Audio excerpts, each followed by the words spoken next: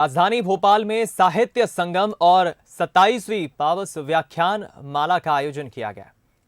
मानस भवन में 4 दिन तक चलने वाले इस व्याख्यान माला में देश प्रदेश के जाने माने हिंदी और साहित्य के विशेषज्ञों ने भाग लिया।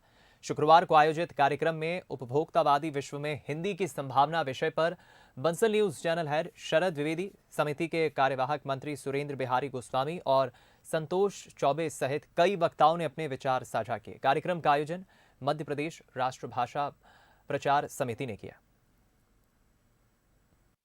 पर अगर कृष्ण खड़े होते और उनसे यही कहा जाता कि उपभोक्तावादी विश्व में हिंदी की संभावना, तो वो अर्जुन को या युधिष्ठिर से क्या कहते कि हे पार्थ, तमाम भावुकतावादी चिंतन को परे करो, पहले तो इसको हटाओ, तकनीक को देखो, कितनी तकनीक है तुम्हारे पास, तभी तुम हिंदी को विश्व धरा पर स्थापित करने के लिए आगे बढ़ पाओ।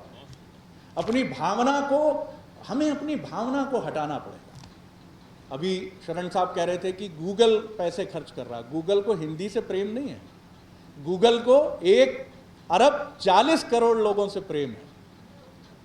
वो जानता है कि ये दुनिया का सबसे बड़ा बाजार है, ये पकड़ के चलो इसको। तो ये बहुत ही महत्वपूर्ण चर्चा है। महत्वपूर्ण चर्चा इसलिए है कि यहाँ से हमें कुछ संकल्प पारित करके मध्य प्रदेश के मुख्यमंत्री को, प्रधानमंत्री को, जो कि हिंदी प्रेमी हैं, उन तक पहुँचाना चाहिए।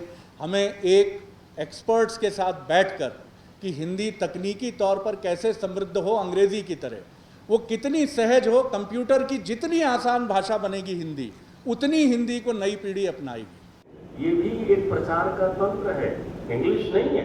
वो हिंदी की महत्ता को खत्म करने के लिए एक नया शब्द आपको देना चाहते हैं ताकि आप हिंदी से विस्मृत रहें।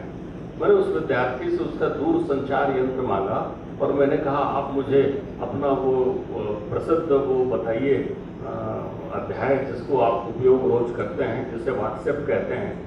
उसको मैंने देखा, उसके संवाद देखे। वो पूछ रहा है तुम कहाँ हो, मैं आ रहा हूँ।